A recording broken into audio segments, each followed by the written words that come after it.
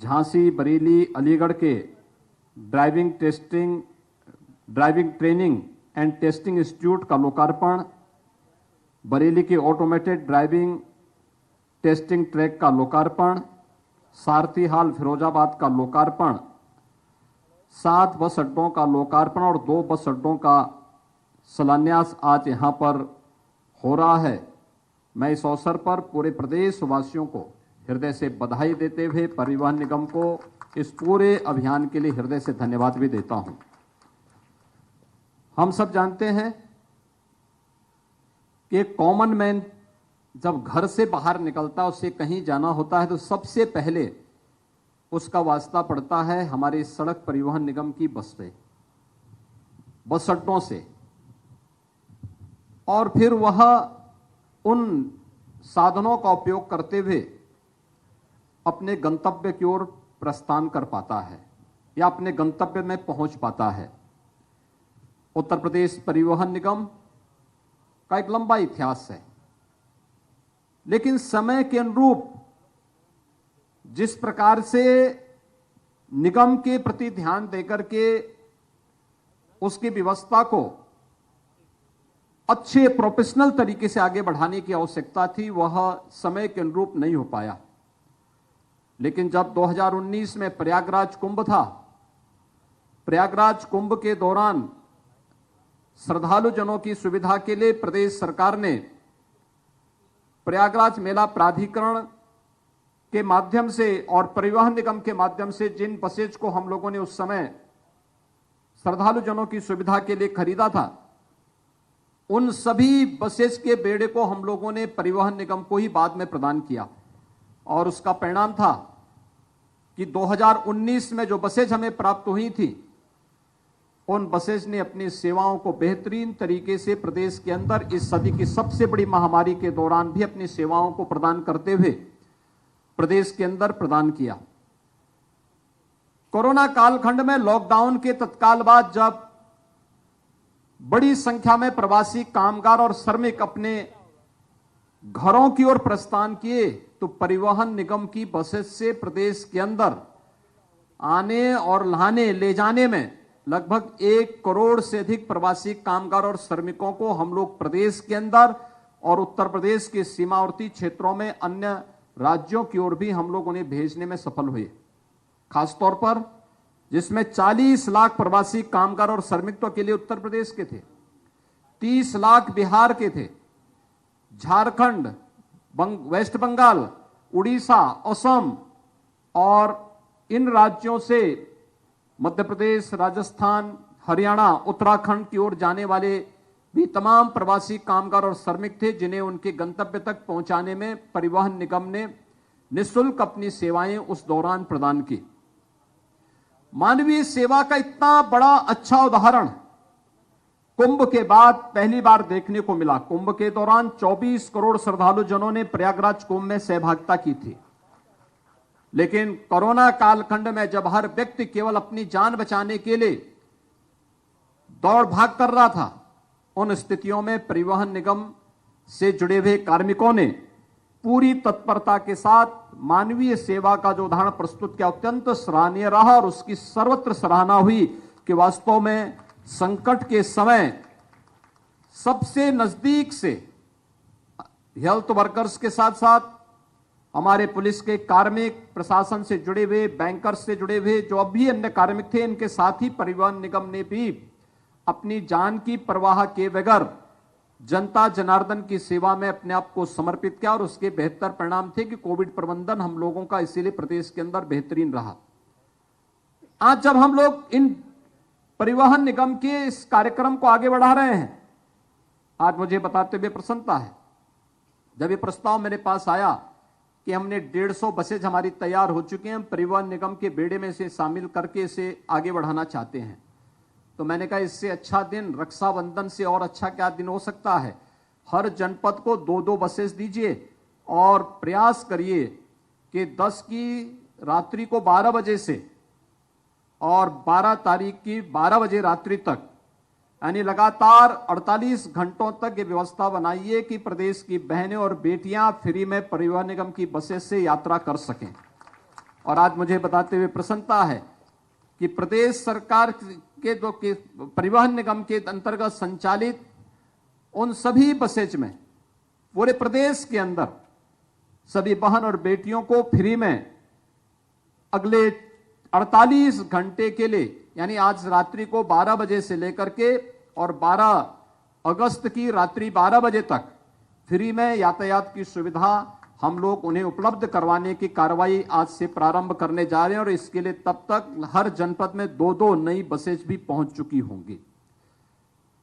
तो इससे अच्छा कार्य दूसरा नहीं हो सकता कि इन बसेज का उपयोग प्रदेश की बेटियां और बहनें करेंगी और अपने आप को सुरक्षित भी महसूस कर पाएंगी और भाइयों के कलाई पर राखी बंधन के माध्यम से, रक्षाबंधन के माध्यम से न केवल उनके दीर्घजीवी होने की कामना करेंगी बल्कि स्वयं भी अपनी सुरक्षा के प्रति भी उन्हें जागरूक करेंगी। और यह एक रक्षा का जो बंधन है, रक्षाबंधन से ज्यादा इससे अच्छा उपयोग इस कार्यक्रम का दूसरा नहीं हो सकता था। और आज हम सब इस कार्यक्रम को इस अवसर पर यहां पर संपन्न करने जा रहे हैं। मुझे बताते हुए प्रसन्नता है, प्रदेश सरकार बहुत शीघ्र इस व्यवस्था को आगे बढ़ाएगी और इसमें अभी परिवहन निगम कोरोना कालखंड से उभर करके फिर से अपनी पुरातन गति को प्राप्त कर रहा है और अपने पुराने लाभांश को प्राप्त करने के समय जब अग्रसर है, प्रदेश सरकार इस मामले में भरपूर सहयोग कर रही है। और मैं उन्हें इस बात के लिए आश्वस्त करता हूं कि हमें तेजी के साथ अपने बस स्टेशन को हाई क्लास बस स्टेशन के रूप में बदलना होगा। परिवहन निगम के जब एक कॉमन मैन आता है प्रदेश के परसेप्शन के लिए, या बाहर से कोई व्यक्ति आता है, आवश्यक नहीं कि हर जगह एयर कनेक्टिविटी हो या हर जगह ट्रेन की सुविधा हो, और ट्रेन की सुविधा है भी तो उसके अपने समय निश्चित हैं। उन स्थितियों में गांव-गांव को जोड़ने के लिए प्रदेश के लगभग 1,10,000 से अधिक राजस्व गांवों को जोड़ने के लिए सबसे अच्छे माध्यम है परिवहन निगम की बसेज या उनके द्वारा अनुबंधित बसेज। और इसको गांव-गांव तक पहुंचाने की कार्रवाई बेहतर कनेक्टिविटी के माध्यम से हम इस कार्यक्रम को आगे बढ़ा सकते हैं। और जब भी एक कॉमन मैन अपने गंतव्य की तरफ जाता, सबसे पहला वास्ता उसका पड़ता है हमारे बस स्टेशनों पर। अगर भारत के एयरपोर्ट वर्ल्ड क्लास के बन सकते हैं तो हम अपने बस स्टेशनों को एयरपोर्ट की तर्ज पर विकसित क्यों नहीं कर सकते। और इस दिशा में परिवहन निगम को कार्य करना होगा, इस दिशा में बेहतरीन प्रयास करना होगा। हर जनपद में जितने भी इंटर स्टेट हो या इंटर डिस्ट्रिक्ट बस स्टेशन, वे अच्छे दिखने चाहिए, अच्छी सुविधाओं से संपन्न होने चाहिए। एक व्यक्ति जब बस स्टेशन के अंदर आए तो वहां पर उसे बैठने की सुविधा भी मिले, अच्छी वहां पर बुनियादी सुविधाएं और प्रसाधन भी मिले, रेस्टोरेंट भी मिले। अगर उसे अपने गंतव्य की ओर जाने के लिए कुछ समय रेस्ट की आवश्यकता पड़ती है तो वहां डोमेट्री की व्यवस्था हो, रेस्टोरेंट की व्यवस्था हो, होटल की व्यवस्था हो। और उत्तर प्रदेश परिवहन निगम की बसेज का जो पार्किंग हो उसी परिसर के अंदर हो, सड़कों पर जहां तहां न हो। जहां हमें इस सुविधा को प्रदेश के अंदर तेजी से विकसित करना होगा। उत्तर प्रदेश इस बारे में सौभाग्यशाली है कि 25 करोड़ की आबादी तो अकेले उत्तर प्रदेश के अंदर है।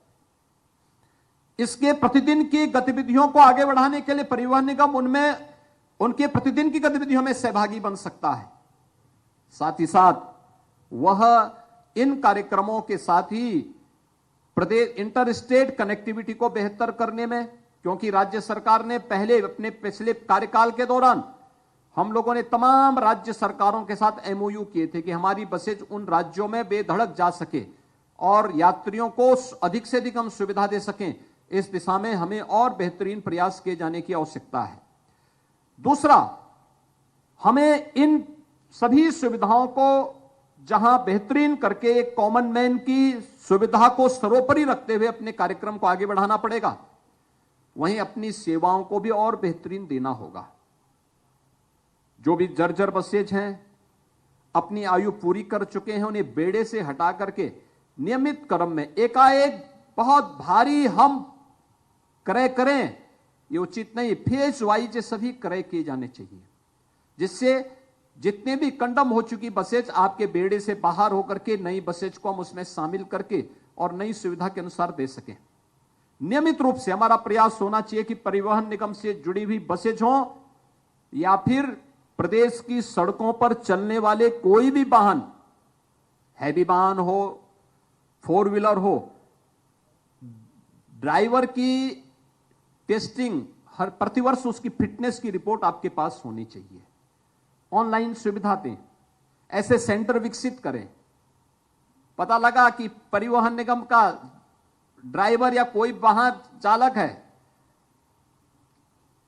उसको दिखाई नहीं दे रहा और स्टीयरिंग पे बैठा हुआ है, तो अनुमान कर सकते हैं क्या स्थिति पैदा होगी। और इस प्रकार की स्थिति से हमें बचने की आवश्यकता है। इस पर हम जरूर इस व्यवस्था को जो हम लोगों ने पिछले दिनों लागू किया था उसको हम प्रभावी ढंग से लागू करने का कार्य करें। हमारा प्रयास होना चाहिए कि इतना लाभांश हम परिवहन निगम के साथ जोड़ें कि आने वाले समय में, आज जैसे हम 48 घंटे के लिए बहन और बेटियों के लिए फ्री में बस की सुविधा उपलब्ध करा रहे हैं, आने वाले समय में बहुत शीघ्र 60 वर्ष से ऊपर की हर एक माता बहन के लिए हम परिवहन निगम की बस प्रदेश के अंदर बस की सेवा को फ्री में भी करने की व्यवस्था करेंगे, जिससे इस कार्यक्रम को हम फेज वाइज आगे बढ़ा सकें। दूसरा, प्रदेश के अंदर सड़क सुरक्षा से संबंधित जो कार्यक्रम है, ड्राइविंग ट्रेनिंग और टेस्टिंग इंस्टीट्यूट की स्थापना को लेकर के आगे बढ़ाने का कार्यक्रम। एक बड़ी संख्या ऐसी है प्रदेश की, कोविड कालखंड में जब हम लोगों ने प्रदेश के अंदर स्किल मैपिंग की थी, जो प्रवासी कामगार और श्रमिक आए थे, 12,000 से अधिक ड्राइवर आए थे यूपी के अंदर और बड़ी संख्या में लोग आए थे। उन सभी ने ड्राइवर ट्रेनिंग की जो सुविधा है वह कहीं और जगह ली होगी। आज हम इंस्टीट्यूट बना रहे हैं, अच्छी बात है। प्रदेश की आवश्यकता के साथ साथ हमें वैश्विक परिदृश्य में कहां पर कौन सी डिमांड है, उसके अनुसार जो हमारी ड्राइविंग ट्रेनिंग और टेस्टिंग इंस्टीट्यूट है, हमें अपने इंस्टीट्यूट को उसके अनुरूप तैयार करना होगा।